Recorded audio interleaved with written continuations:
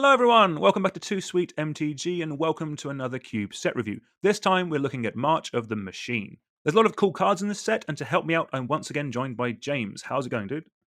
Hello, yeah, it's going good. It's going good. Reading through the spoiler, looks like we've got some spicy ones for Cube. So yeah, let's have a look. Awesome, great to have you here, and yeah, a lot of cool cards for us to go through today. Some housekeeping before we kick off. In this episode, we're going to be looking at white, blue, black, and red, and then next week we'll be looking at everything else, so do make sure you are subscribed so you get notified when that video comes out. Okay, so I think best to just kick off with our first white card. We have Archangel Elspeth. It is 2 white white for a legendary planeswalker Elspeth with 4 starting loyalty. It has a +1 of create a 1/1 white soldier creature token with lifelink, a -2 of put 2 +1/+1 counters on target creature. It becomes an angel in addition to its other types and gains flying.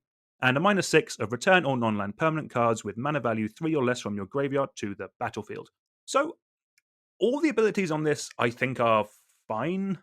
Everything seems fair, but nothing kind of really grabs me, if that makes sense. Nothing feels kind of overly broken. I think it's a very solid planeswalker. I think most of the time, I would imagine you're obviously playing it on 4. You're probably going to be +1 to make a 1/1 lifelink. Next turn, you're -2, making that a 3/3 flying lifelink. If you have a board state already, you could make one creature that you already have bigger, and obviously fly. But kind of, I'm not sure if that's what you want just from your 4-drop to do. I think you kind of maybe want a bit more. If I'm playing it and -2 straight away, then I'd probably just want to take like a card like Unbreakable Formation, which kind of does it to your whole board, or a different spell that kind of bumps up your whole board rather than just making one thing a little bit bigger. Also, like, white 4-drop planeswalkers is a very hard slot to kind of break into. Like, I don't think this is better than Gideon, ally of Zendikar, and I don't think it's better than the Wandering Emperor.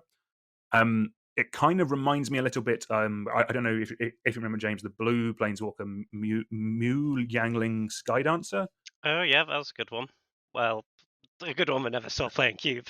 No, exactly. Yeah. It kind of has a similar style of pattern of kind of like +1 sort of protect itself. Next turn, you minus it to make a flyer. In more kind of budget cubes and kind of like less powered cubes, like that card is solid, and that's kind of where I see Archangel Elspeth. But because it's a mythic and it's kind of like the big storyline card, there's a chance that this could just be wildly expensive for a little bit.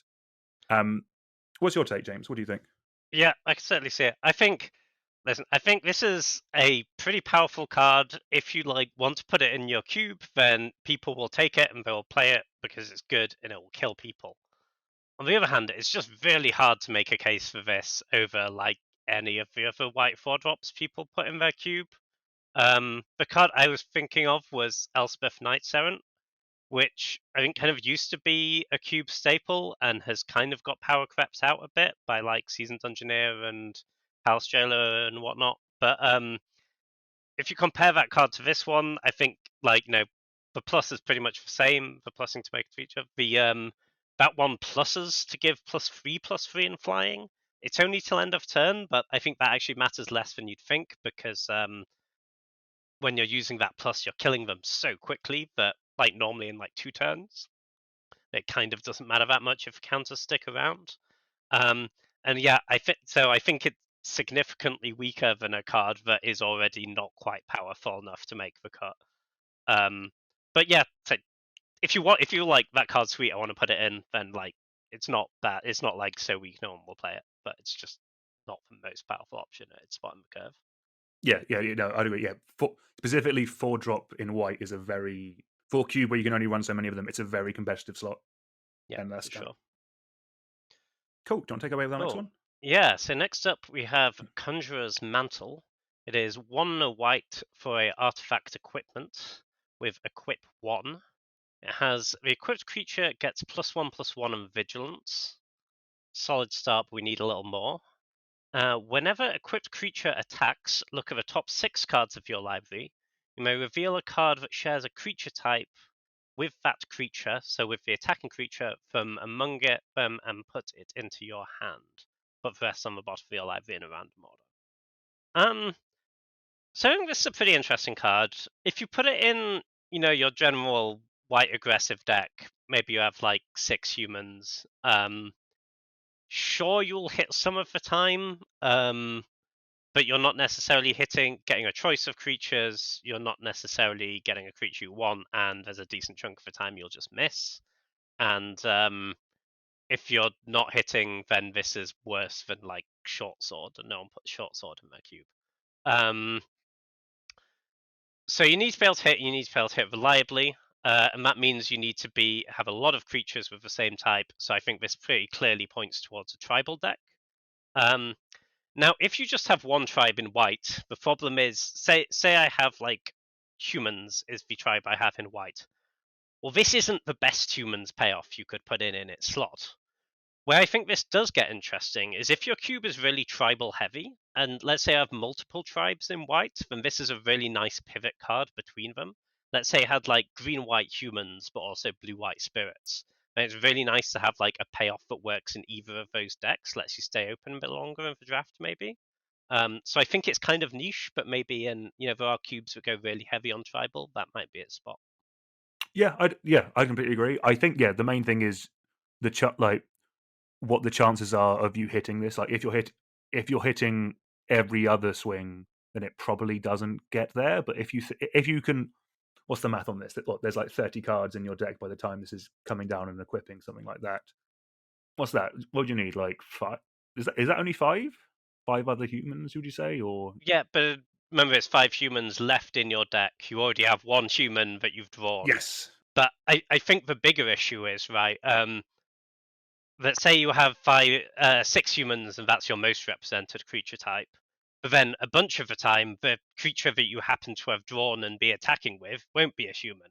It will be like your hippogriff, and you have one hippogriff, and this is no good. You have a 0 chance of hitting other hippogriffs. So yeah, I think it's more like finding that creature that is of the represented type, and you don't get to choose which of your creatures live and you get to attack with. So you kind of need to have like quite a density of one type, I think.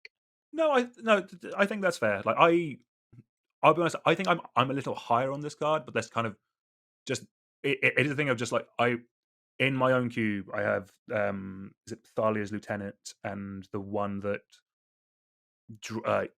when you play a human after it gets a count on it, that kind of thing, and just Yeah, like most good white creatures nowadays are just naturally humans. Like it isn't that hard to just have half your white cards be humans. Like sure.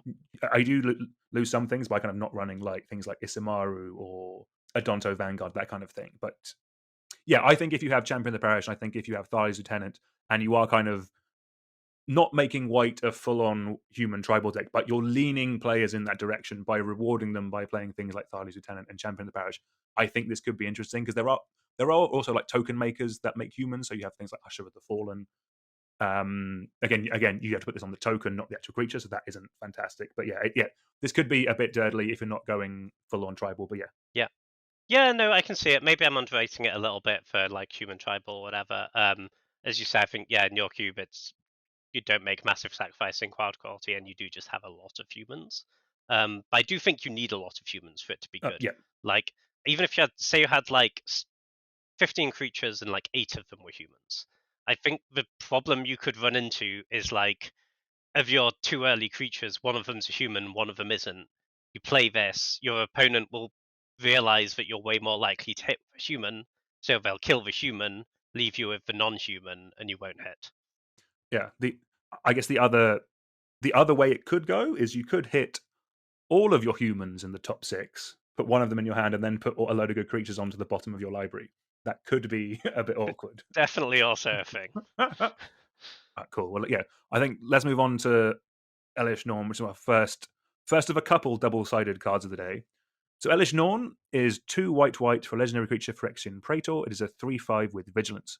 Whenever a source an opponent controls deals damage to you or opponents you control, that source's controller loses 2 life unless they pay 1 generic mana. It also has the activate ability 2 and a white, sacrifice 3 other creatures, and exile Elish Non, then return it to the battlefield transformed under its owner control. Activate only as a sorcery, and it transforms into the Argent Etchings, which is a saga. Chapter 1, which happens straight away as soon as you do this, incubate 2 5 times, then transfer incubator tokens that you control.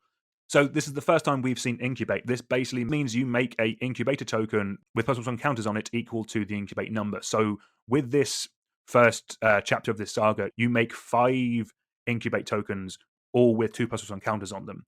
Incubate generally just says pay 2 generic mana to flip them, but this card flips them all straight away. So effectively, just with this chapter 1, you are putting 10 power onto the board. That is pretty scary. It gets scarier in chapter 2 with creatures you control get +1/+1 and gain double strike until end of turn. And then chapter 3, destroy all other permanents except for artifacts, lands, and Phyrexians. Importantly, the incubated tokens transform into Phyrexians. Exile the Argent Etchings, then return it to the battlefield. So you flip it back into the front side of Elish Non. So there's a lot to go over with this card. It is a lot of card. There's a lot of words. Front side first. So the important part of the front side for me is that ability of your opponent losing 2 life unless they pay 1 triggers if damage is dealt to not only you but your permanents that you control. So that means that if they're just blocking you, or just blocking your creatures, or just any kind of combat damage like that, if they don't pay 1 for each occurrence of that, they will lose 2 life. That can really add up to a lot of damage very quickly, or if not, kind of just like really stifle what your opponent is trying to do, because it just makes everything, all of their choices, very miserable. How that effect works on a card, so kind of as a 4-drop in an aggro deck, it means that your opponent always has to pay 1 whenever they deal damage to your opponent. So it means that they can't really be blocking your stuff unless they are just leaving all their mana up and not doing anything. Then obviously this card is also going to be quite solid, I think, in a control deck. It's quite good in a number of things. Like, do you need to stabilize? Good, here you go. It's a 3/5 vigilance that has that abilities. Of all the Praetors we're going to be talking about over the 2 videos, we're not talking about all of them. But I think this is probably the second most likely to flip. Like 3 other creatures is not nothing as a cost. But if you already have tokens, if you're already doing aristocratic stuff, it is definitely doable. Like, like, realistically, all you have to do to flip this is to just curve out. You can curve out, play Elish Non, flip it the next turn, and then you're putting 10 power onto the board immediately. And then the next turn, they're all attacking as 3/3s with double strike. That's like 30 damage potentially on turn 5, unless my math is wildly wrong. Like, the fact that this card is, I think, going to be solid as a 4-drop in an aggro deck, and then just as a control deck, like it was like a year ago we were playing like 7 mana for like Curabest the Sea God as like a control finisher. This just asks you to curve out and play this on 4, and you're probably going to win. Yeah, I think this is incredibly powerful. I think the spot where I think it's best is a go wide deck. For a bunch of reasons. Obviously, you have the mass pump on the back, but I think more importantly, it's way easier to flip if you're making creature tokens, and you're not like sacrificing your whole board that you've invested a bunch of cards into, because it is worth noting they get a opportunity to respond to you playing that cost. There is a world where you go pay 3 mana, sacrifice 3 creatures. You put this trigger on the stack, and your opponent goes, "Okay, cool, Swords to Plowshares," and you're down your 3 creatures and your Elish Non, Oh, that is miserable. and you're Okay, in a lot yeah. of trouble. But I think subtly that first ability is kind of also a go wide payoff. Because if you have like one other creature that's like a 4/4 and this, then that ability doesn't matter very much. They can if you're going to attack them, they can either leave up and they're going to block. They can either like leave up 1 mana, or they can just take 2. It's not a huge deal. It doesn't really matter. But if instead of having that 1/4/4, you had 4/1/1s, and you're going to swing them with all of them, well, they kind of can't block them because they take more damage from blocking them than if they don't block them, and they can't leave up 4 mana every turn. And this really scales. If you play something like Secure the Waste and make like 10/1/1s, you can, they're just unblockable now, and it even works. They also can't attack into them. If they attack with a 5/5 and you block with 5/1/1s, well, if you deal 1 to each of them, they're taking 10. Yeah. They could just deal all the damage to one of them, but then they don't kill your creatures. I think if you make a lot of creatures, that Punisher ability gets way more powerful. I think it's like pretty medium if you're just like playing generic big guys. But I think if you're going wide, it's pretty good. And then obviously it lets you flip your planes, well, flip into the Saga at a much more achievable cost. And the Saga's pretty unbeatable, honestly, isn't it? As you say, 10 power split over 5 bodies. Next turn, they all have double strike. I don't see how you win. Is there a world, like, do you think in 1-on-1 someone will ever flip this back? Like, are you ever is Elish Non ever coming back the second time?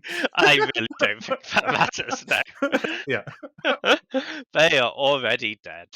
Unless you just really want to and you don't attack with all your Yeah. 3/3 double strikes. I don't really see that one coming up too much. I guess theoretically there is an engine there, but you really don't need it. They're dead. Go get a beer. It's Yeah. fine. But yeah, no, this card's super pushed because like it's the fact that you get all this on a really respectable body as well. Like Yeah. 4 mana, 3/5 vigilance is not at all bad. Yeah. One hell of a card. Yeah. So assuming your play group enjoys like reading comprehension tests, I think this is a really good card.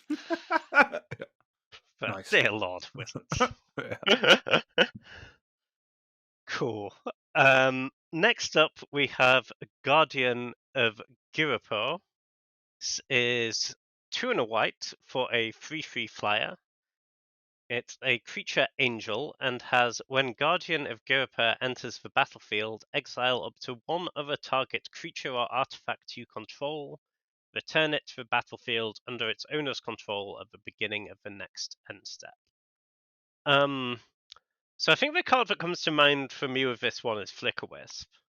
If you haven't played with these flicker effects much, they can be really powerful if you just build around them a little. And obviously, this scales with the amount of enter the battlefield abilities you have. Go like Blade Slicer into this, you're having a great time. Now, if we compare it to a Flicker Wisp, the upside is it's a 3/3, not a 3/1. That is a huge deal. It means you don't just get blanked by, oh, I played a Lingering Souls and now this creature does nothing. On the other hand, Flicker Wisp, you can flicker other people's creatures, you can flicker enchantments, you can flicker lands. All of these cases do come up. It's even great in little edge cases, like they've mind controlled your creature and you flicker Wisp this and you get it back. This only does creatures or artifacts you control, so that's a limitation for sure. But I think they're pretty close in power level, honestly. I think the extra toughness makes up for a lot of that. And certainly, if you have a flicker theme that's fairly aggressive, by all means play both. I think it's a really good effect. Yeah, I completely agree. I think this and Flicker are probably the strongest flicker spells if you're not trying to do like combo-y stuff. Yeah. It's you have a flicker sub theme in your aggressive decks, Yeah. and these are already really good aggressive creatures. Yeah, exactly. I guess the biggest difference is so this one doesn't combo with stuff because it brings things back at the beginning of the next end step, whereas things like Restoration Angel and Felidar Guardian bring things back straight away, so they tend to kind of lead to more combo-y stuff. Like, but yeah, I completely agree. Yeah. If you're doing enter the battlefield stuff, or just if you just want to reset the initiative or something like that, then yeah, I think Guardian of Girapur is a very solid creature on a very decent body. Like 3 mana, 3/3 flyer is just actually very good. It's a clock, yeah. Precious Planeswalkers. And also, Precious leads us into our next card nicely by attacking battles. What does that mean? It does. Well, so yeah, this is our first battle. We'll give a quick TLDR. I will put a link down in the description below to a video I've already done where I kind of talk about battles in a bit more detail. Like, there's definitely some kind of cool things to do with them. There are some more edge cases. We'll kind of generally be talking about them as they are going to be used in Cube. The TLDR of battles is that you cast them for the front side and you get an effect straight away, kind of like a sorcery or like an enchantment that has an ETB effect. When you do, you give the battle to an opponent and they have to defend them, kind of like how they would defend a planeswalker that they control. So you can attack them, you can deal damage to them.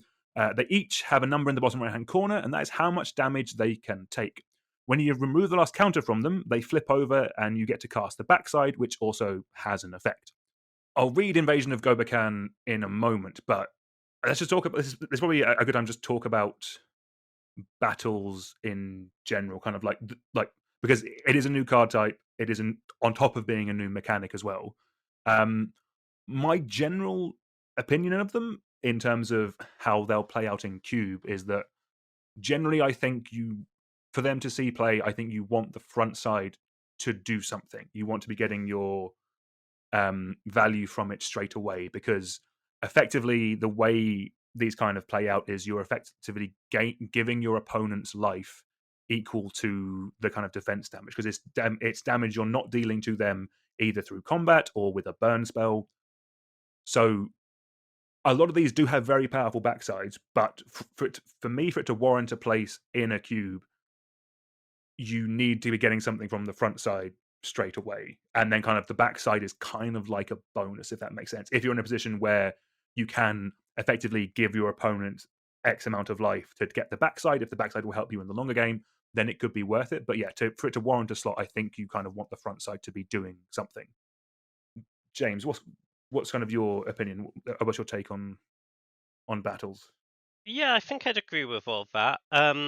Certainly the front side can't be irrelevant. But the front sides I think are mostly a little bit overcosted versus if that was all you got on a spell. I don't think there are any of them that you're playing in your control deck with no intention of ever flipping them. For me, when I look at these cards, I think they need to go in aggressive decks with cheap creatures because I want to be able. Because I think for it to go from slightly overcosted spell to really snowbally spell is when you get to play it and attack it really quickly and get that payoff within a turn or two, ideally. Um, and that means you need pressure, and it means you, and I think it also means that the battles that contribute something to the board, whether that be a creature or removing an opponent's creature, something that lets you attack. I think those battles go up quite a lot because they enable you to flip them. If you say there's a battle that creates a 3/3 haste, that 3/3 haste could then attack the battle. There's a battle that kills a creature that gets their blocker out of the way, you can attack the battle straight away. I think they want to be they get a lot better when they're working into their own game plan like that. And yeah, I think in general you want to be surrounding them with creatures. I don't think there are many that will go in your control deck. No, that's completely fair. I think that's probably a good time for me to actually to read Invasion of Goba. Um, it is 1 and a white for a battle siege. So, also quickly, siege is a subtype of battles. It means we could see other battles in the future. It comes in with 3 defense counters on it, which means you need to deal 3 damage to it, as we've gone over. When it comes into play, look at target opponent's hand. You may exile a non-land card from it. For as long as that card remains exiled, its owner may play it. A spell this way costs 2 generic more to cast. If you do remove the 3 counters from it, it flips into Light Shield Array. Actually, on that, you do technically cast the back, so I think it can be countered. That's something. Yeah, it can. Light Shield Array is the back of Invasion of Gobakan. It is an enchantment.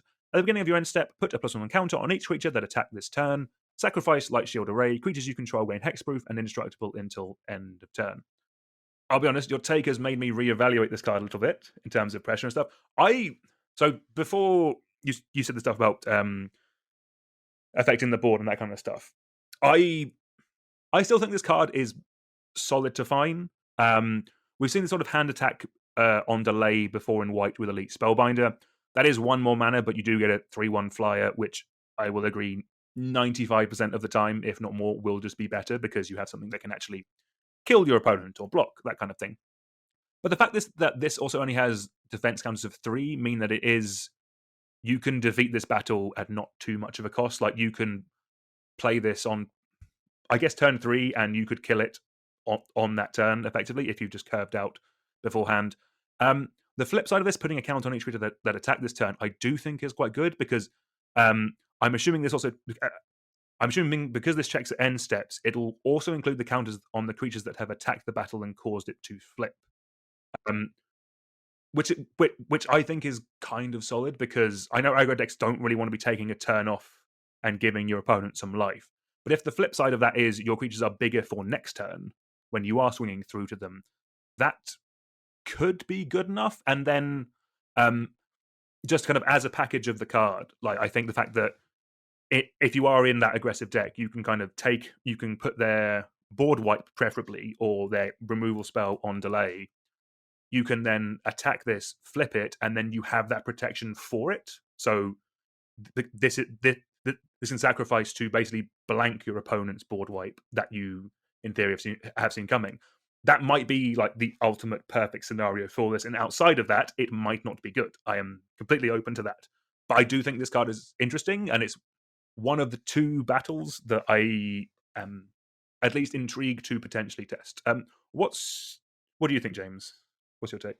Sure. I don't think it's terrible. I think I'm a little bit lower on it than you maybe. I agree it certainly has to go in an aggressive deck.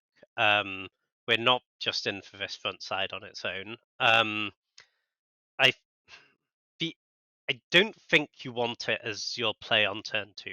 Is my issue in the Yeah, no, I'd aggressive agree. deck. I think in almost any curve, you'd rather be playing a creature on two than play this. Um, so I think the reason I think it needs to go in an aggressive deck is that disruption ability, that taxing ability, that's really good on Elite Spellbinder, but the reason it's good is because you are pressuring the opponent. You have that feel on play. You're killing them before they can just wait a couple more turns, make a couple more land drops, and play the spell anyway. Um, it's not really great disruption if you're like planning to play a longer game because it just wears out essentially. Um, so yeah, I think it needs to be an aggressive deck. We need to plan it with a lot of other cheap creatures because we want to play a creature on turn two. We don't want to play this on turn two. I think the turns where it can be good is like turn four, turn five. You play another cheap spell, maybe like a creature or a cheap removal spell, get their blocker out of the way. You have a board already. You swing probably some of your creatures at this battle, some of your creatures maybe at them if you have good attacks. Um, and then you get to flip your battle. You put your counter on all of your creatures straight away, and you have this protection ability, which is pretty good.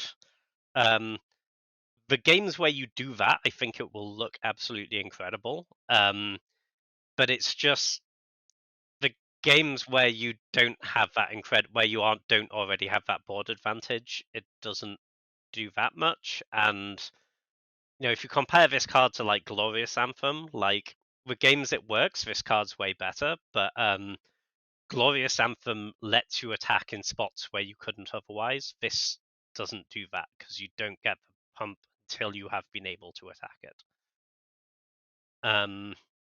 It is worth noting, I think, with these battles, by the way, that we've talked a lot about attacking them. You can also like lightning bolt a battle.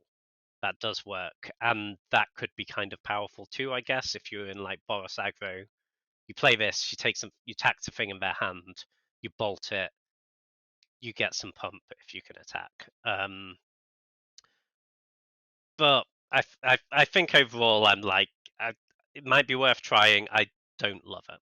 No, that's fair. I think from kind of actually just that's the thing. Like these aren't. It's not often you get a new card type. Like, was the last one just like legitimately planeswalkers, or was tribal after that? Like, you don't get new card types that often. So we're recording this like several days before pre-release, so none of us have even like touched these cards or kind of seen how they play. Yeah, for sure. Feel free to play your pre-releases and tell me why I'm wrong in the comments. No, exactly. But like, I think just specifically, actually, just one final thing on Invasion of Gopa is like, actually, the more I am reading it, like, I think there is definitely kind of ooh, it's a new card, I want to try it. But just from just going through from actually just talking about when it is good, it does actually feel just more like a sideboard card. Yeah. And I'm not a big fan of pure sideboard cards in Cube, so that might just be a reason why this one particularly doesn't see play. But we have some other battles on the list. We'll talk about the good ones that we think works, and we'll kind of get to them as we get to them in the colors. But yeah, do you want to take our next white card, James? So next up we have Progenitor Exarch. It is XX and a white for a 1/2 creature Phyrexian cat cleric. When Progenitor Exarch enters the battlefield, you incubate 3x times. So that means you're going to create X incubator tokens. They each have 3+1/+1 counters on them, and you can pay 2 to flip them into creatures, which will then be. and except within the case of Wisp cards, you sometimes won't have to play to transform them, because it also has the ability tap, transform, target incubator token you control. So I think with these cards, it is worth noting. If you play this card and then the next turn you transform your incubator token, that incubator token can attack straight away. Because it's been in play since the previous turn, even though it doesn't say haste on it, it has been in play, so it can attack. It doesn't matter that it wasn't a creature last turn. Having said that, I think with this sort of X card, have to run through how it looks on a couple of points in a curve to get the power level. At X is 1, if you compare this to a card like Blade Splicer, it does not do well. Blade Splicer gives you a 3/3 with First Strike. That's a massive deal over not First Strike. It blocks right away. This doesn't defend you very well because it's unless you have that 2 mana right away, it's not going to be able to block on your opponent's coming turn. And doesn't have First Strike, and crucially, a lot of the reasons to play a card like Blade Slicer is you can flicker it. This doesn't give you any value when you flicker it. When it comes back, it will see the value of X as 0 and not do anything. Obviously, the upside of this is, well, it scales. At 5 mana, you're getting 2 incubator tokens. Next turn, you can probably pay to flip 1, tap to flip the other. You're attacking for 6. Yes, that is powerful. It's not. You wouldn't play that as a 5-drop in many cubes, I don't think. But as a split card, and sure, once in a while you'll play it for 7. I don't think it's terrible. It's not the most exciting card in the set, but I think it's decent at every point in the curve, and that's kind of okay. Also, it makes a bunch of artifacts. If you have a bunch of artifact synergies in your white deck, maybe that's the spot for it. Yeah, I think on raw no synergy power level, I think it's fine, but probably doesn't make the cut. No, I think that's fair. I think that there are some cubes which have specific synergies that I do think will really like this, but it is specifically you, one, are caring about the artifacts, and are two, also sort of caring about the +1/+1 counters. Like if you're doing if you have artifacts in white X, and the aggressive artifacts in white X, and you have green white to be a +1/+1 counter Eve, like Conclave Mentor, that kind of synergy where kind of you pay this and they become incubate, effectively 4/4s or 5/5s because of stuff getting more counters on them. That's where I think this could see a play. It is a niche wedge, I would admit that, but yeah, I think there will be some cubes that want this, and I'm also assuming this will be quite cheap as well. So yeah, I can see that. It ticks a lot of synergy boxes, right? That white is often in. It makes multiple artifacts. It puts lots of multiple +1/+1 counters into play. I could certainly see it coming up. Yeah. awesome. Right, we have our first blue card now. We have Chrome Host Seed Shark. It is 2 in a blue for a 2/4 creature Phyrexian Shark. It has flying, and whenever you cast a non-creature spell, incubate X, where X is that spell's mana value. So again, similar to the last card, the fact that this makes artifacts, I do think is huge. Secretly, the best part of third path Iconoclast to me is that it does a similar thing, that it just puts artifacts onto the board. This just overlaps with those decks so nicely. If you're doing construct token things, I think this is really good because it makes a lot of artifacts. One thing that I haven't actually mentioned about the incubate tokens actually is that we've had a lot of sets recently where you have things like power stones, you have treasure, you have things that kind of you have ways of getting additional value with these artifacts. These are the first ones that can actually kill your opponent. They flip into creatures. This could add up quite quickly. And then I think they're fine just in your standard is it tempo type deck. It is a 2 in a blue for a 2/4 flyer that just gives you more value, gives you some creatures to kill them with. I think that is quite good. I would consider playing this if it made any of the artifact tokens that I previously mentioned. But the fact that it makes incubate tokens, I think, is very strong. Yeah, no, I agree with all of that. I think this is a really cool card. Actually, I think this is a really exciting addition. I think the other thing that's worth noting is there are a few cards which already see play in a lot of cube, which really go off with this. specifically like imagine you play this on turn 3 and you have a Force of Will in your hand. Ooh. How do you lose that game? Ooh, You're James. going to Yeah. force their turn 3 play, untap, pay 2, you're attacking with a 5/5 and a 2/2 flyer. Or, if probably slightly later in the game, play this, cast your Treasure Cruise. Yeah. You get an 8/8. Like, sure, you have to put 2 more mana into it, but yeah, I'll put 2 more mana to get my 8/8. That's absolutely phenomenal. You don't even, and also worth noting, they don't actually get, because you'll play this, then you'll have priority. If you want to cast that spell immediately and get your immediate value, their removal won't stop you getting the first token. Oh, fantastic. Yeah. Yeah, no, I think this card's pretty exciting, to be honest. And yeah, those are just the like top end scenario. But yeah, as you say, also like pumping out multiple small artifacts, even if you're not immediately flipping them, like you just need pieces of cardboard in play that say artifacts on them. Like that's also can be really strong. I think this is a really cool card because it's powerful, but it will be powerful contextually in different spots and like be pushing in different synergy directions, and you've got to like find a place for it in your deck. And I think this is a really good inclusion. No, definitely. Like I've been. I definitely played a lot of these style of effects in Cube. Like I don't think I've ever ran Talrand, but I've definitely run like Poppet Stitcher and the 4 mana 1/4 that makes 1/1 flyers.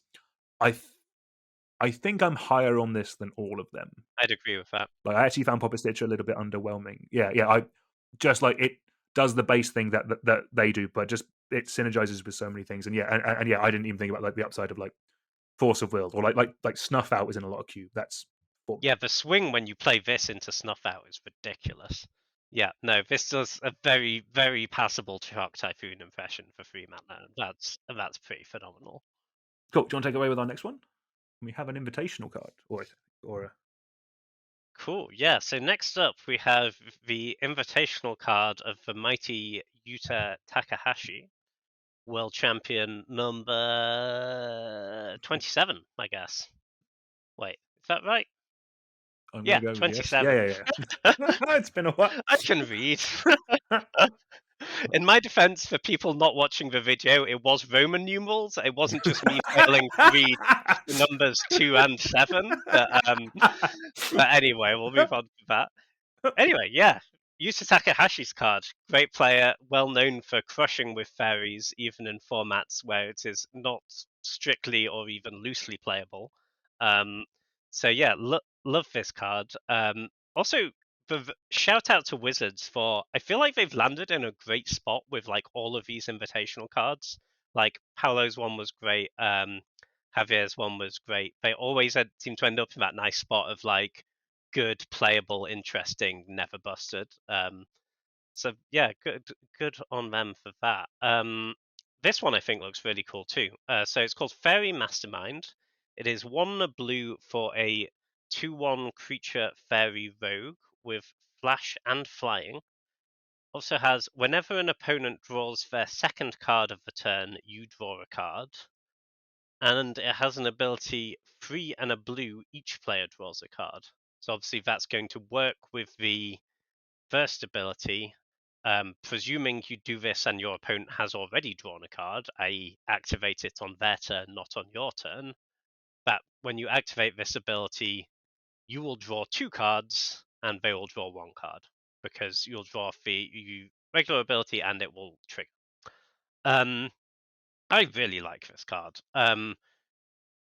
2 mana, 2/1 flash flyer really doesn't need a lot more text. Think about how strong flash flyers like Vendilion Click and things are. Like a lot of the time, you're just like using that body in that scenario because it gives you so much flexibility. You get to leave up your counter spells, get to leave up your removal. If they don't play into them, you go end of turn. Here's some pressure. You can't block it. I'm going to attack your planeswalkers. I'm going to attack you. I'm going to attack for battles I've given you. That's really valuable. And then this is a fantastic little value engine. You'll get an incredible amount of value just off that the passive without ever activating this. If your opponent has a ponder in their hand, they're absolutely miserable. Anyone who's played with or against a Hull Breacher knows what I'm talking about. If their cantrips are sorceries, they can't play them on your turn, so they either don't play them or they trigger this ability and give you a free card for nothing. And then with that second ability, if you ever run out of stuff to do with your mana, or you've just left up other interaction, you're in their end step, you haven't used your mana, you get to draw 2 and they draw 1, and that's generally great for you. So yeah, I really like this card. I think this is a really nice little 2-drop for blue. Obviously, better if you have an vaguely aggressive or tempo-y blue deck, but honestly, I would play this in most blue decks. I think it's very good. No, definitely. No, I think you kind of nailed it. I don't. The only thing I have to add is more kind of like. I think I heard an anecdote about this card that when they were designing it, I think he wanted it to be a 1/3 so he could flash it in to block Ragavan. Yeah, that sounds great. That sounds great. The natural enemy of Yeah. Yusa Takahashi, I imagine, is a Ragavan. But yeah, no, yeah, definitely very, very strong card. Cool. Well, speaking of 1/3s, take us away with the next one. Yep. So next up we have Rona, Herald of Invasion. It is 1 blue for a 1/3 legendary creature human wizard. Whenever you cast a legendary spell, untap Rona, Herald of Invasion. It also has tap, draw a card, then discard a card. So base level, it's a looter. We like that. It also has 5 and a Phyrexian black mana, which means you can either be paid with 2 life or a black mana to transform Rona, which you activate only as a sorcery. When you do, it transforms into Rona Tolarian Obliterator, which is a 5/5 legendary creature Phyrexian wizard with trample. Whenever a source deals damage to Rona Tolarian Obliterator, that source's controller exiles a card from their hand at random. If it is a land card, you may put it onto the battlefield under your control. Otherwise, you may cast it without paying its mana cost. So, if you just want a looter in Cube, this could potentially be the best option. The only other one that I think sees a lot of play nowadays is Jacerin's Prodigy. Jacerin's Prodigy, I think, is better in more kind of like a spellsy style deck, but just in your average looter deck, I'm thinking not average looter deck. I'm thinking more in kind of like using the looter to put in like Reanimator, where you're going to be beating down with big creatures. This is a clock. I do think the top ability is kind of flavor text, but just as a base level being a looter, and then at some point you can just pay 5 mana and 2 life to just turn this into a 5/5 trample that can just start ripping your opponent's hand and you get the things from it. I think is very, very good. Yeah. I think it's early game, this is a looter, late game, it can just kill people. Like that's very, very strong for an effect like this that kind of you're already like looters are very playable in queue, but obviously power creep has definitely happened to them. Like, yeah, we've had Jason Prodigy for a while.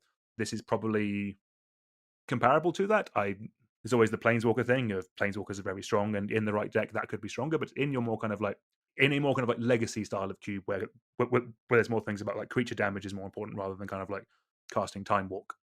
I think this could be stronger. What do you think, James? What's your Yeah, I like this card a lot. I'm pretty high on looters in general. Like I'd happily run Merfolk Looter in a lot of my Reanimator decks. I find most of I think that is its best spot, by the way, is Reanimator.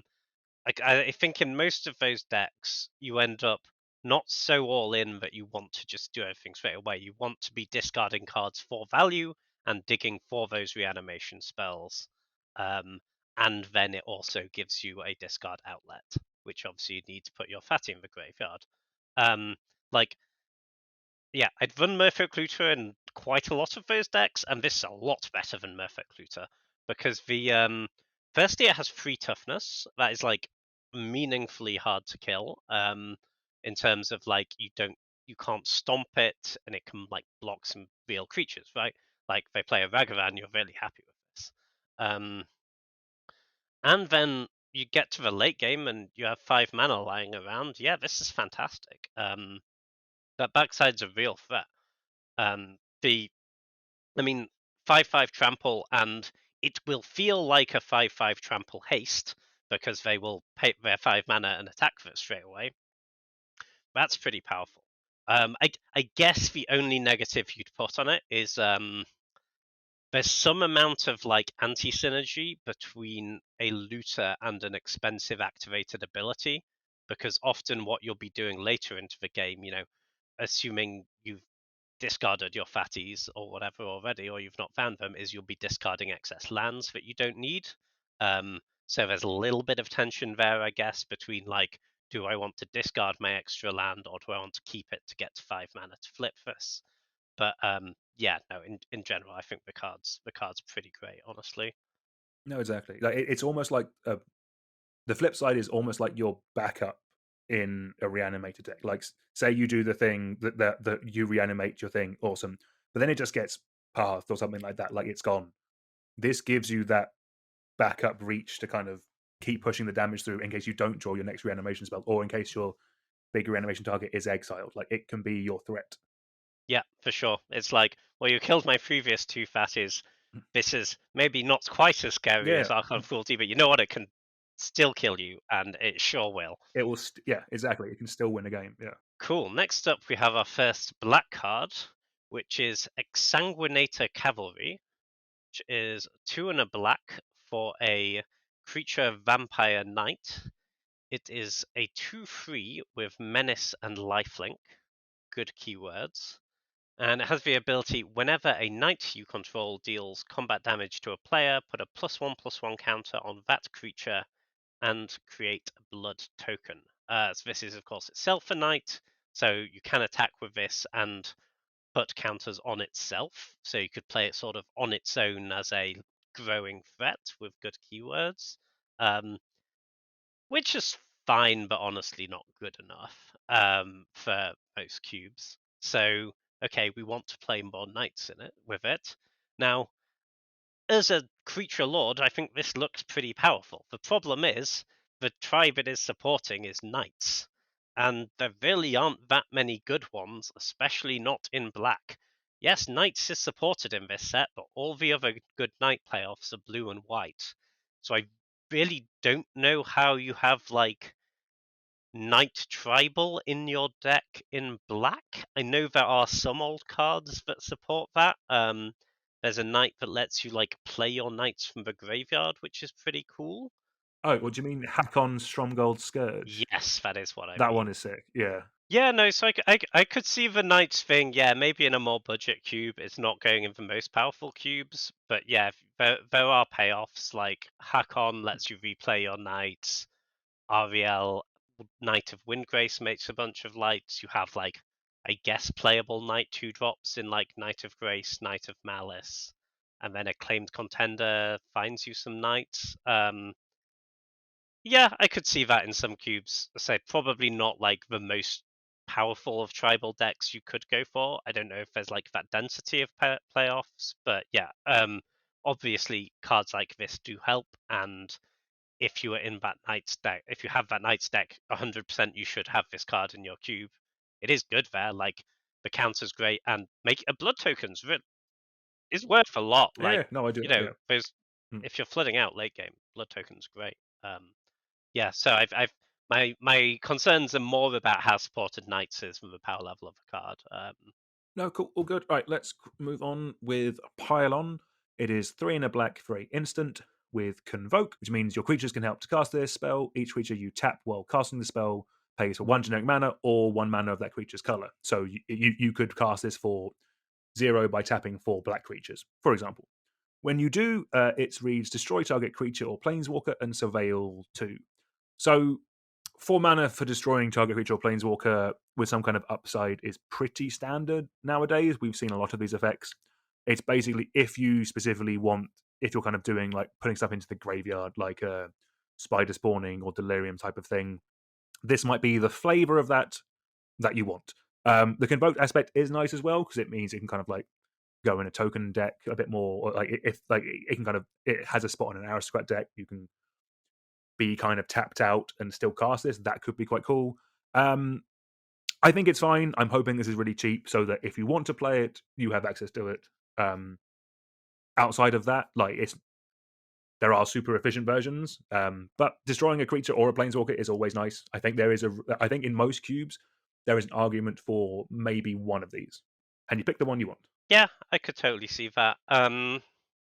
I think you do need a decent chunk of creatures. I don't. I think you're pretty sad about it if you're like playing this in your blue-black control deck. Um, like yeah, Surveil 2 is good. It actually gets better on more expensive spells, weirdly, because by the time you have 4 mana, you probably don't need more lands, or you're not actively looking for more lands. So if you can Surveil lands away, that's really good. Um, but it's just, you compare this to like Heartless Act. Like, sure, you'll get a little more value when you do cast this, but you're giving up the ability to like kill your Ragavan on turn 1, kill your Mana Elf, kill your 2-drop if it's killing me. Um, it just doesn't keep you alive as well. And yeah, hitting Planeswalker's good, but I don't know about you. I actually quite rarely end up playing like Heroes Downfall in cube decks now. Like, it just feels a bit slow and like not that it's not playable, but like often your best black decks you end up cutting it, right? No, that's fair. I know I just said there's room for these, but I am looking at mine. Um, the only one of these I'm currently running is Murderous Rider because it is also a Yeah, creature I think that one's significantly better. and importantly is a mana cheaper. Yes, certainly. But I think the spot I can see this is if, like, yeah, say you have a aristocrats theme, say, or something where you're putting a lot of creatures into play in your black deck, like you're playing Bitter Blossoms, whatever. Then this actually becomes quite powerful because yeah, you can even threaten removal when you have no mana available. And crucially, your opponent will never play around removal when you have no mana available unless they've seen this card already. So it's yeah, that's powerful for sure.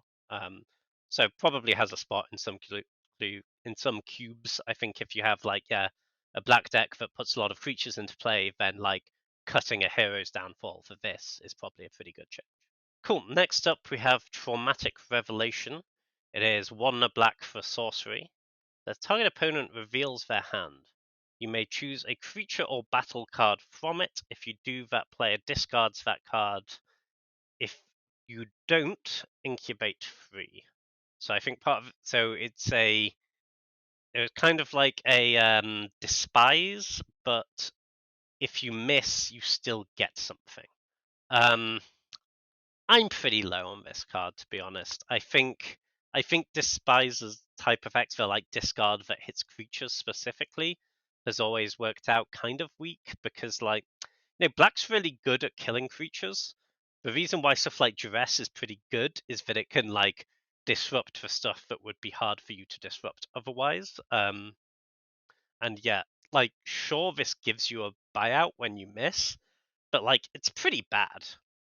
If you paid 2 mana to do this, and then 2 mana to flip into your 3/3, you played 4 mana for a 3/3. This is not a thing you can do and like too much and win games of cubes.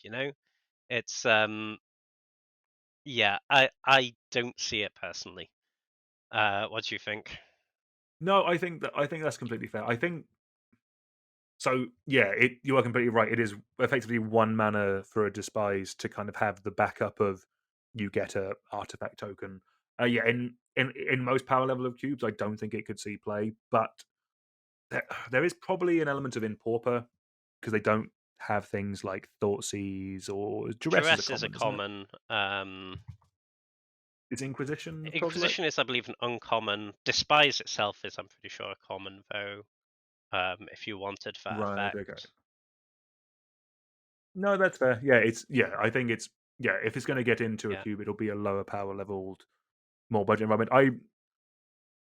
I think the not whiffing part is interesting, but yeah, whether you just want Yeah. the more efficient version, and if you get it, great. If you don't, And the thing is, if fine. you're paying, You yeah, you've seen and their if you want hand. to play 2 for your discard spell, like you could play Agonizing Remorse, which can hit all spells and exiles it, which is often a pretty big deal.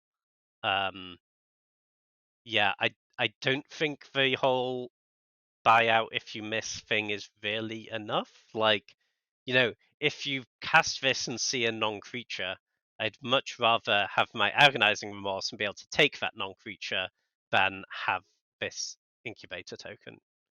I think in most spots. No, fair, all good. Right, let's move on to our first red card now with Blood Feather Phoenix. It is 1 and a red for a 2/2 creature Phoenix with flying, and Bloodfeather Phoenix can't block. It also has whenever an instant or sorcery spell you control deals damage to an opponent or battle, you may pay a red. If you do, return Bloodfeather Phoenix from your graveyard to the battlefield. It gains haste until end of turn. So I do like this card. It seems very solid. It's a very solid red aggressive card. Um, that can go into other decks because it can be recursive. Just let's do the body first. Just like 2 mana, 2/2 flyer in red will just get 3/4 damage. Like red is very happy with that.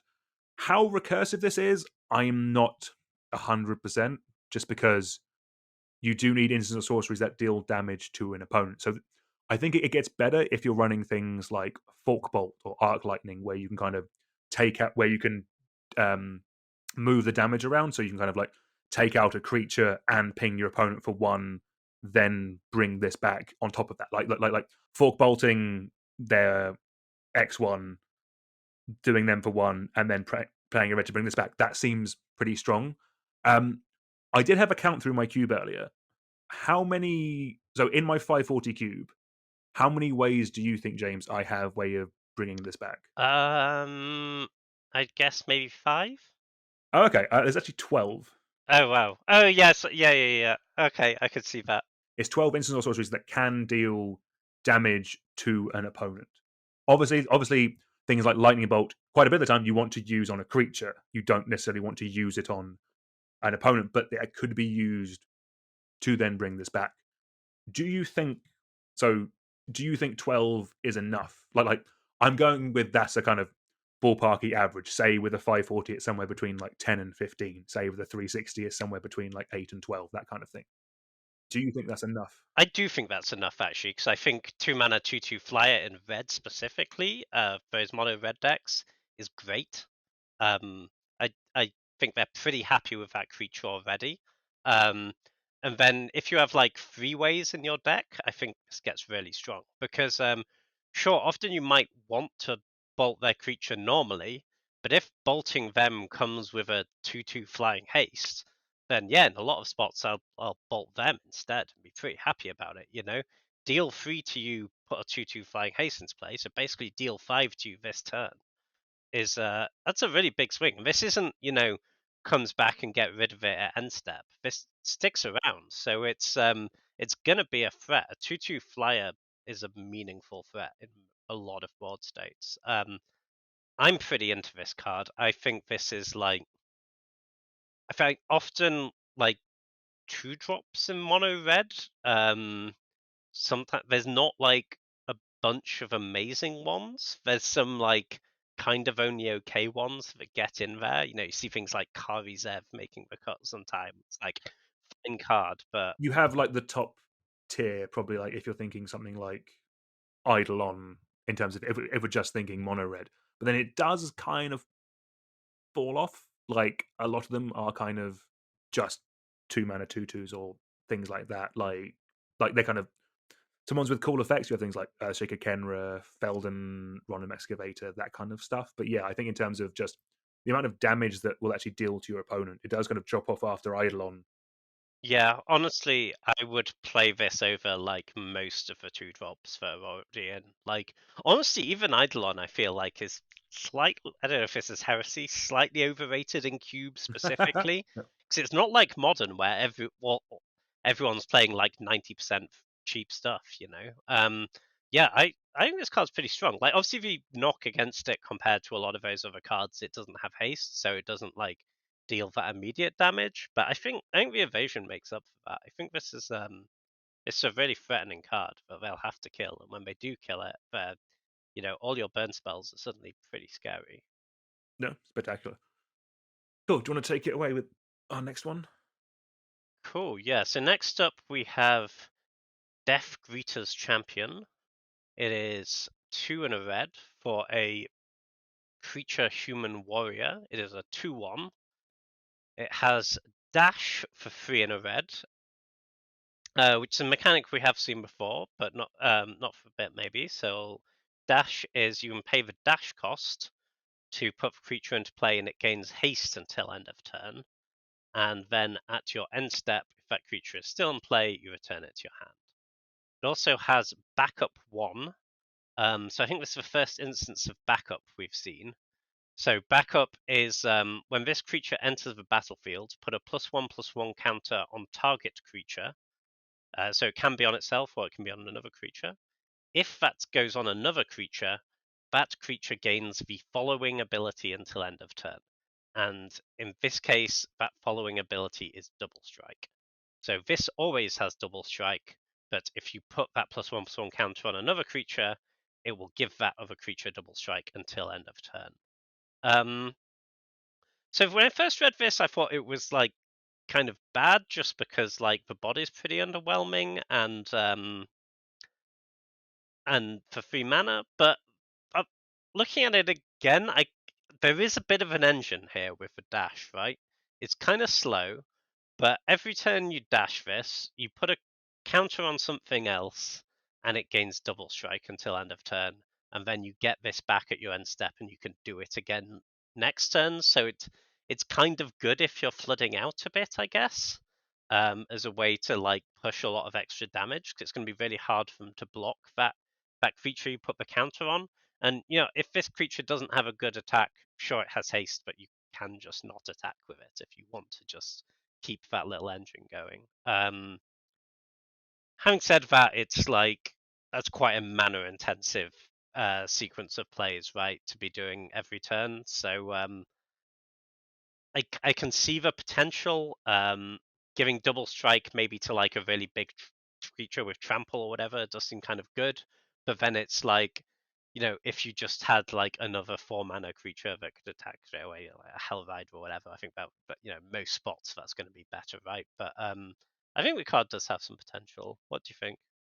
Yes, I think the comparison to things like Hellrider or maybe even Torbrand, like in a like mono red specifically aggro deck, this doesn't compete in terms of just like efficiency of the other cards available to you. But for me, this is kind of like a red X deck. I think this card could be very spicy. Like in like a chunky Boros deck where you have like something with a bit of equipment on it, maybe, or you've done some other ways of buffing it up, or like a Gruul Stompy deck again with the trample creatures, that kind of thing. Give your questing beast +1/+1 and double strike. That's really scary. It's a lot of Like it damage. does just kill people, and the fact that at like top decking this with nothing else on the board, the worst case scenario it is a 3/2 with double strike. That's for 3 mana. That is not bad. Like even if you just curve this out and played it yourself, yes, it wouldn't have haste the turn it comes in, but then Yeah, double strike is very good. Like it will kill people. it does kill people. It's and it's hard to block. I mean, I think 3 mana 3/2 double strike is, whilst a powerful card in like a Mhm, draft environment, is just not quite good enough for cube because it lacks that instant impact, right? mhm, Um, but I think you combine that with the utility of the dash, especially like later in the game. Yeah, I can see it all adding up to a playable card for sure. mhm. Well, we'll see how we think of the next one because next up we have Hedron Detonator. It is 2 in a red for a 2/3 creature Goblin Artificer. It has whenever an artifact enters the battlefield under your control, Hedron Detonator deals 1 damage to target opponent. It has sacrifice 2 artifacts, exile the top card of your library. You may play that card until end of turn. So I think this is a cool card. I think it certainly does a lot of things that artifact synergy based decks like. If you're going wide with artifacts, like if you're making treasure tokens, or if you're just playing it with the shark that we saw earlier that incubates a bunch, um, that damage will add up over the course of the game. Or if you're going down like the artifact aggro style of thing, again, like turning your Porcelain Legionnaire, getting the damage in straight away, and then you have the creature to kind of go through for some more. I think is good. I think is good. Um, the bottom of the bottom sacrifice ability, I do think is something that those decks also like. Like Gutter decks do like having the ability to sacrifice artifacts, getting some value from your wellsprings, that kind of stuff.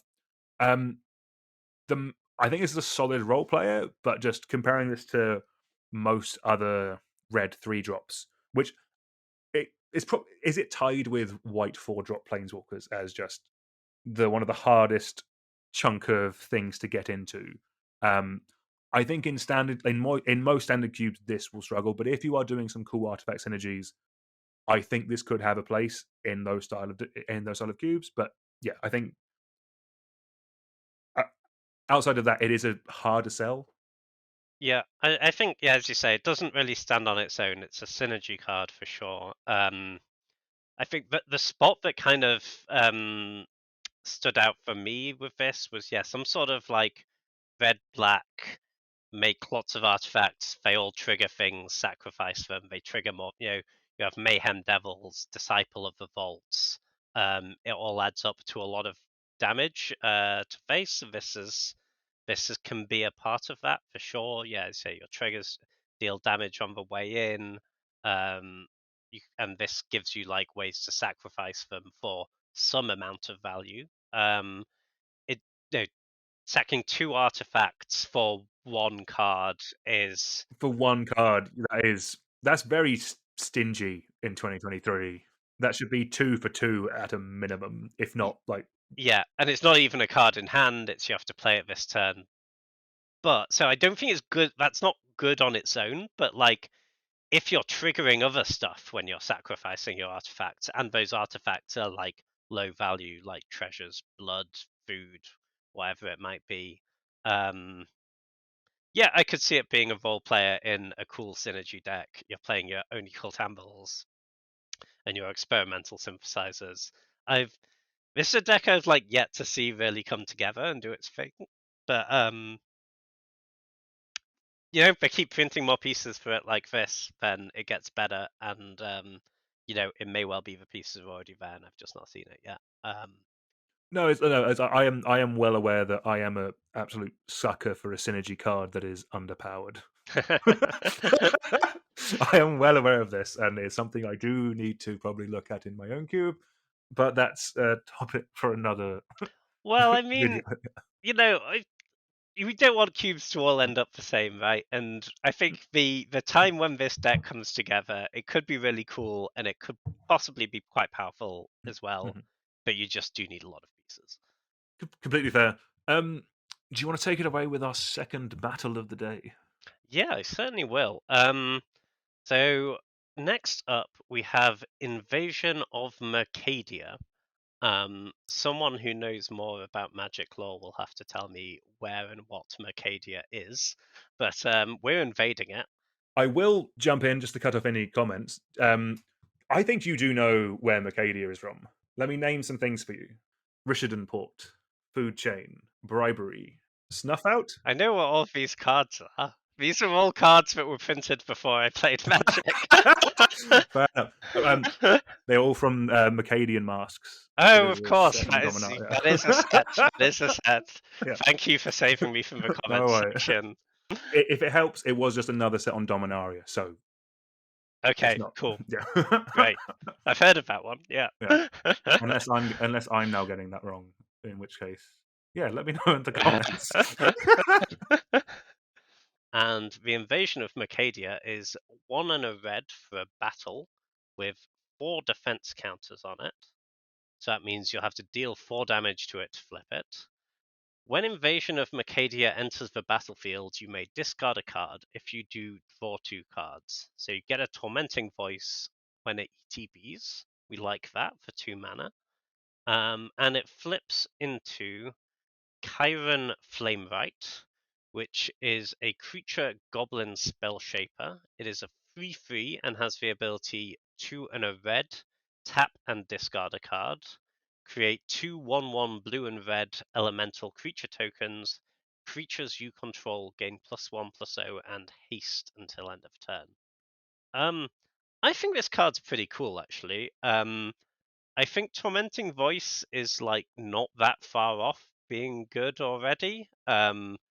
Like you kind of need a reason to play it, right? But a lot of red cards are interesting in putting cards in the graveyard. Maybe you're doing some like Goblin Welder stuff, Trash for Treasure, or you can very reasonably play red in your Reanimator deck, and this works in all of those spots. And then, or even Madness is the other good spot. And then this is like pretty meaningfully better than the than Tormenting Voice, because if you can attack it and deal 4 damage to it, which is not an unreasonable ask if you are putting creatures into play in your Madness deck or whatever, then you get a very real creature. You get a 3/3, and this activated ability is not bad at all. This is like will close games. It gives your other creatures haste as well. So maybe you play like a 2 or 3 mana creature on 6 mana and you activate this straight away. You're hitting with that creature's got bigger, it's attacking straight away, and you have 2/2/1s attacking them. I could see it. You need, you're not just putting this in as generic good red card, I think. I don't like it in mono red, for example, but I think, if you're doing something with the Tormenting Voice ability, then the back ability obviously feeds that into that as well because it's discarding cards. I think it could find some spots. It's basically this goes in decks that already specifically want the thriller possibility, Tormenting Voice, because one thing to kind of that's I guess worth mentioning as well is battles are another type in your graveyard. So they will turn on like delirium quicker, they will make your goif bigger. With the delirium thing, like I don't it's not worth running if you're just running Dragon Rage Channel.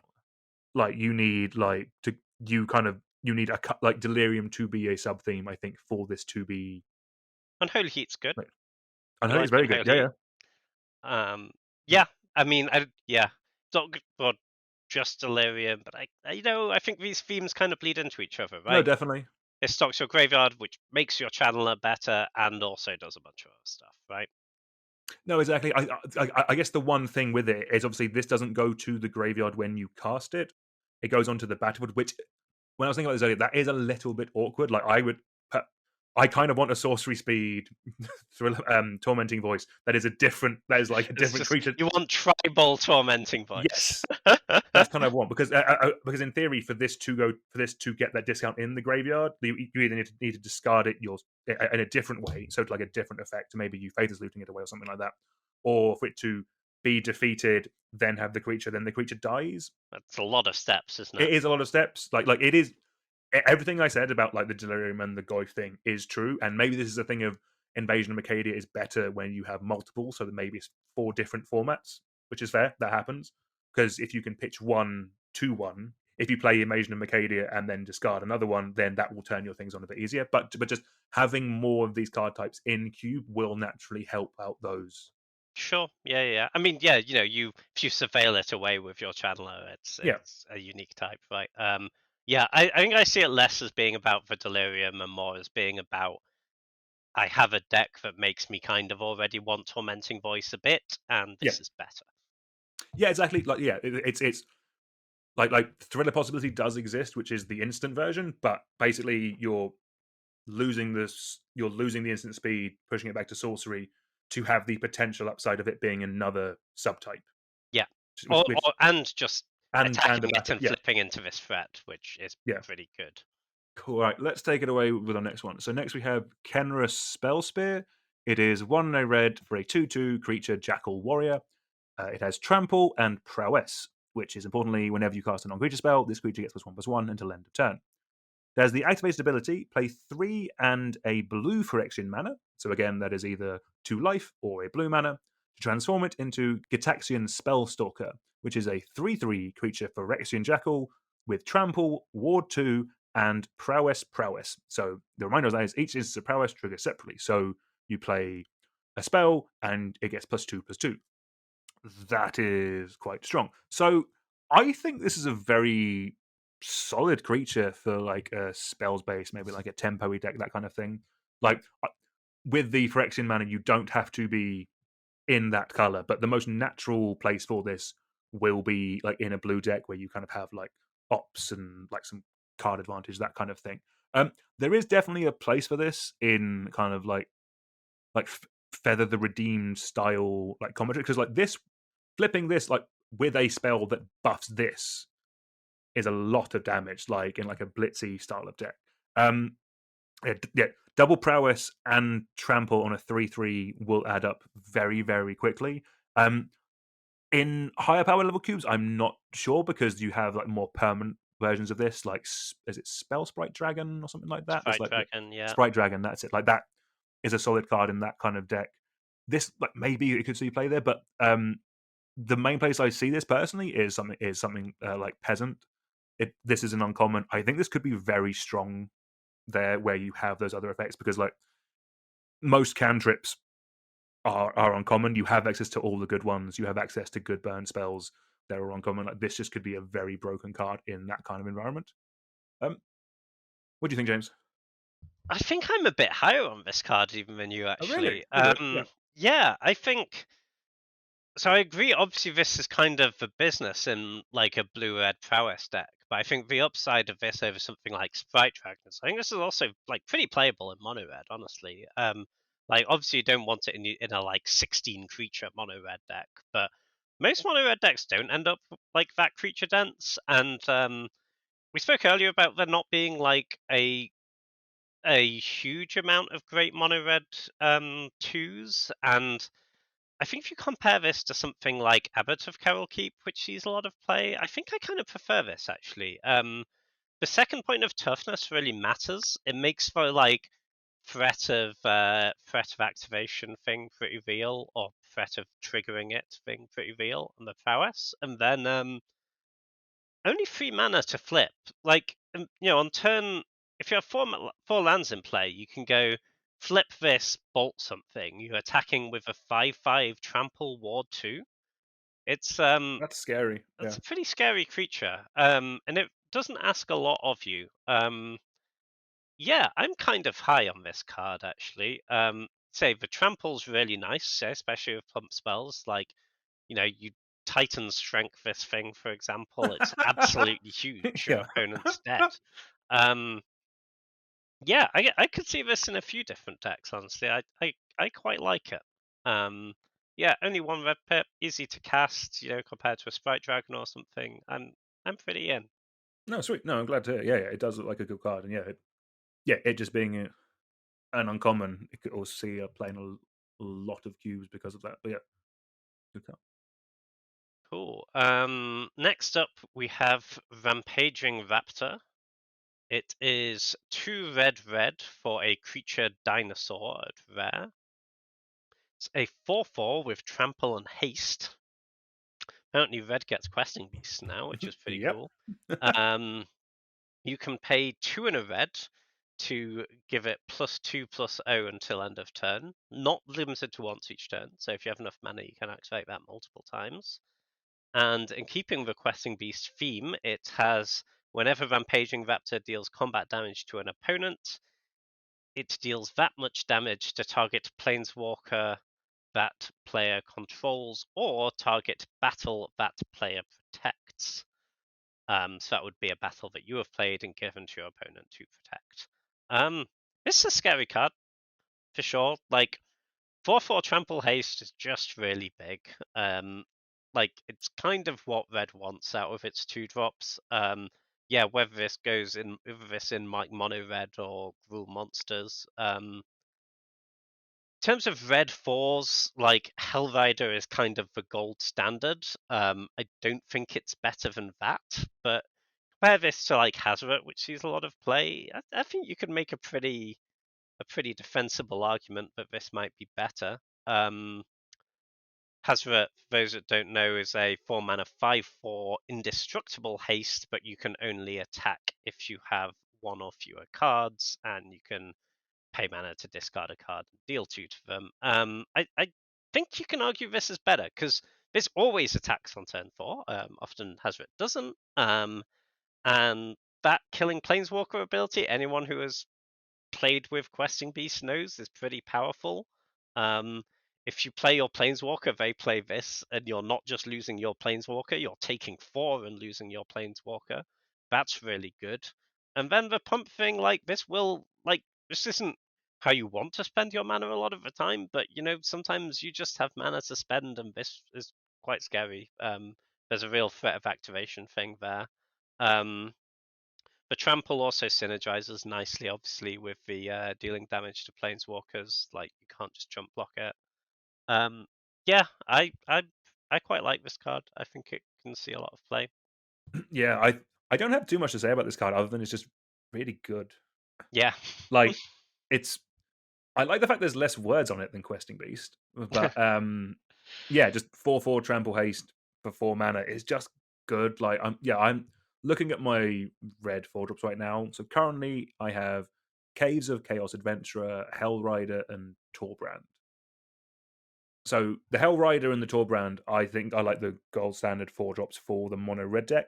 But the fact that this is going to be good in the mono red deck, but also good in anything else that's playing red as well, means that maybe there's an argument that Torbrand, maybe I don't know, Yeah, like I just think you could argue for this being better than Torbrand. yeah, It's certainly better as well in Torbrand really only goes in mono red, and this, can go in like any aggressive red deck, whether that be Gruul or Boros or something like that. It doesn't have that super restrictive casting cost, and like it just has this huge impact straight away. Even if you have like a completely empty board, it doesn't need any help, which something like Torbrand does. And I suppose you could argue Hellrider does too, but I think Hellrider is just so powerful that it's hard to cut. no, exactly. And that's the thing of like Hellrider still just does work with mana dorks when you need it to. Yeah, yeah, yeah. That's really one of the cards that has survived power creep very well, Yeah, I think. yeah. Yeah. They um, made it perfect first time. yeah, they sure did. Nice. All right, let's take it away with our second Praetor of the day. We have Urabrask.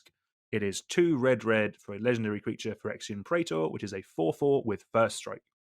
Whenever you cast an instant or sorcery spell, Urabrask deals 1 damage to target opponent, and importantly, you add a red mana. Then it has the activated ability pay a red, exile Urabrask, then return it to the battlefield transformed under its owner's control. Activate only as a sorcery, and only if you cast 3 or more instant and or sorcery spells this turn. I do feel like I don't need to read the second half of this card because I don't think you'll ever need to do it. But let's be thorough.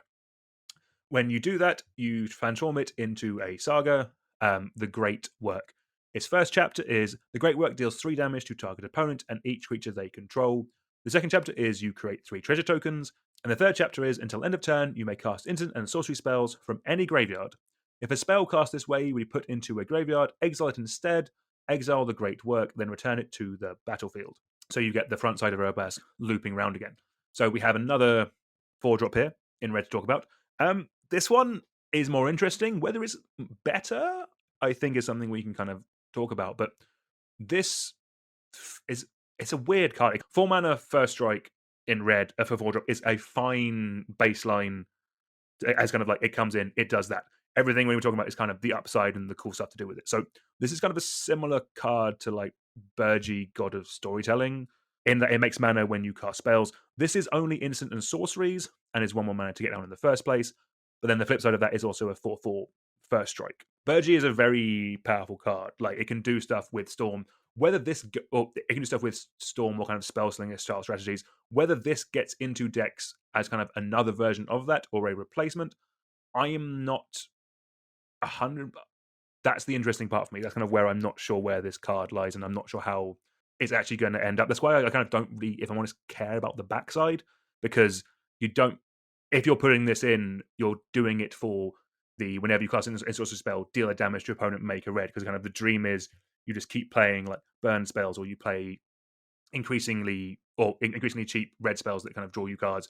Keep dealing your damage to your opponent. You never really care about the flip side. I mean, yes, the third chapter of the backside is effectively Yorgmoth's will. But by the time you've got there, you could have just killed them with the 4/4 first strike that does the thing. All that means to me, I think that kind of I don't think this is a replacement for Burgi in like Vintage Cube. If you're trying to do like Fairer Storm, if that is a possible to be a sentence in like a Legacy Cube, then this could have a place. We're just trying to like you don't have a storm payoff. You just have like cantrips and spells that you're just kind of continually pinging your opponent with, like making mana, that kind of thing. Then it could see a place. What's your take, James? I know I kind of rambled a bit there. But... No, I mean it's a really interesting card. I feel like there's a couple of places where it looks like it goes, and it kind of just falls short in both of them. I think in terms of like I'm playing this on the fair, like maybe I have like a high spell density, and I'm trying to get my opponent dead. Like no, sure, if you play this, untap, attack with it, play a bunch of spells, you can have a really explosive turn for sure. But also, like, this is true of like most 4 drops you would play in that sort of deck. In terms of in a storm deck, trying to play the Burgee role, obviously the upside is it's also a win condition, right?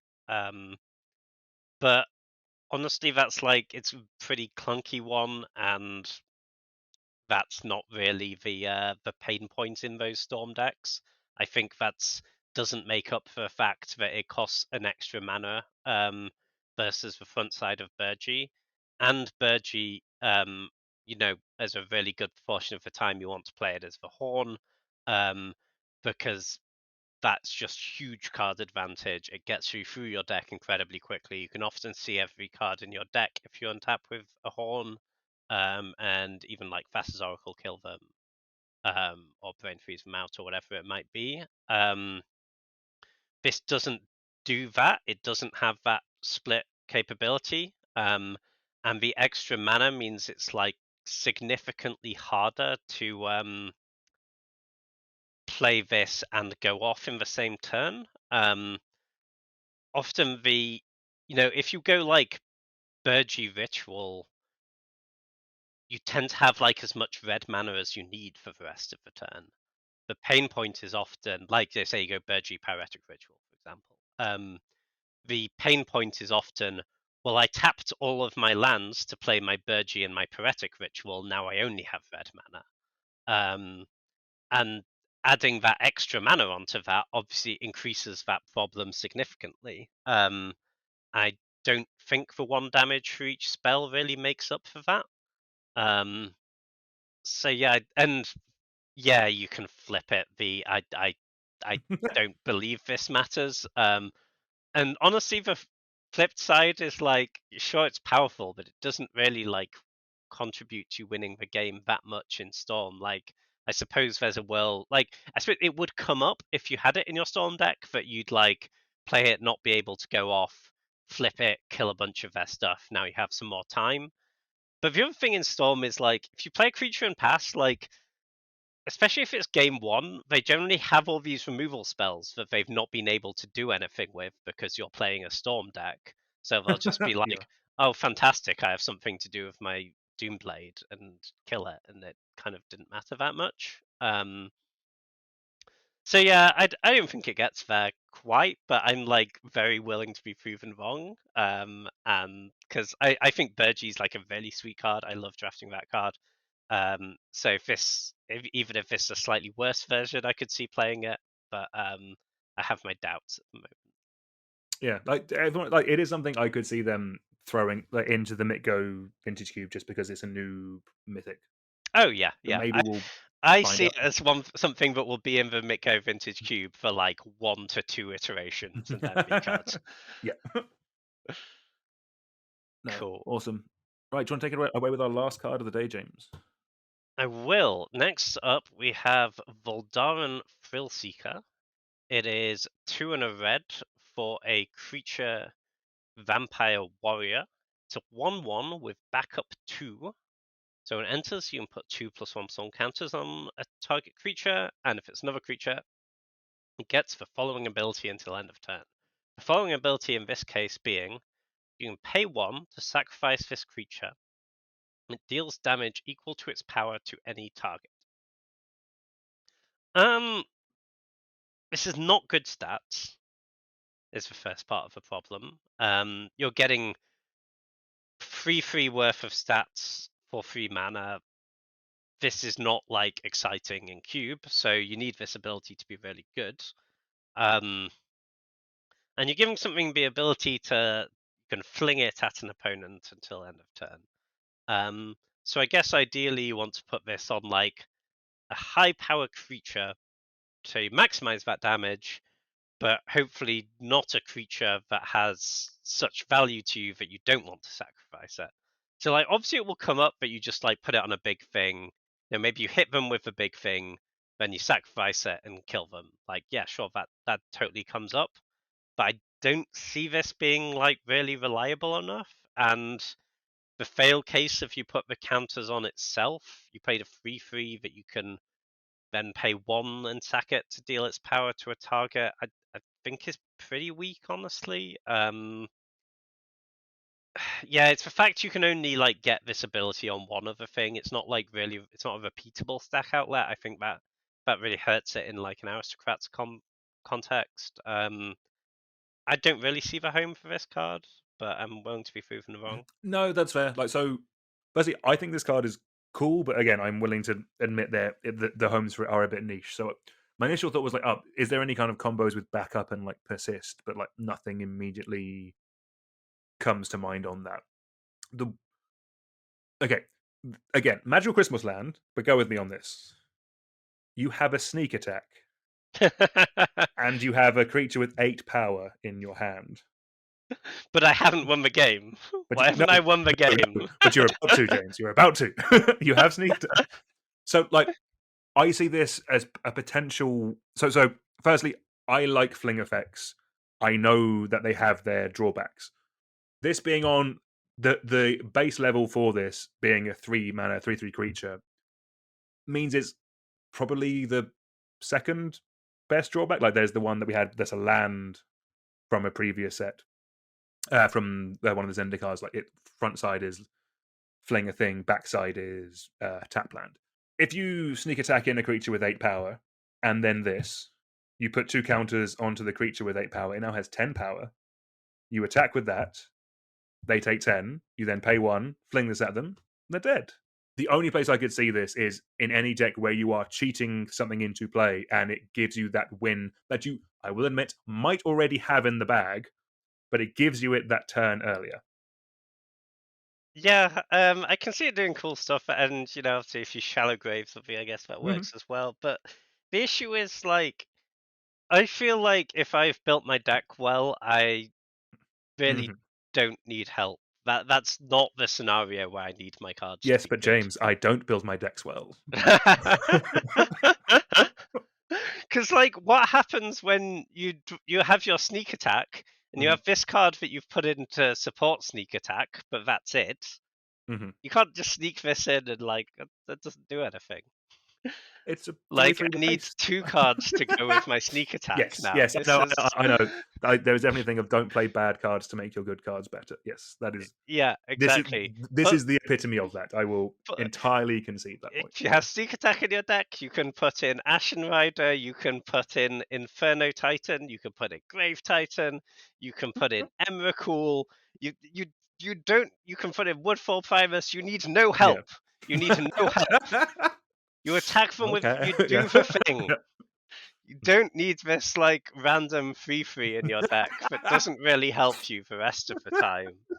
Because, oh cool, look at me, I got to like deal some more damage when I executed by putting in Archon of Cruelty with my sneak attack. No, this doesn't matter. Okay. Okay. Noted. Sorry Noted. Noted. disparage your dreams. No. It's probably safe to say this isn't going to make it on your top 5 cards of the set. It would be surprising, yes. I think it'll. We can Yes. find out next week, but it would be surprising. No, fantastic. That is a great segue. I think so. We are going to leave it there. James, thank you again for doing this with me. Thank you for your insights and talking me down off of some bad cards.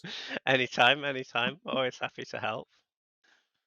Cool. And thank you very much to everyone watching and listening. Do remember to subscribe so you get notified when part 2 comes out in a couple of days or so. Thank you very much for watching, everyone, and we'll see you next time. Goodbye.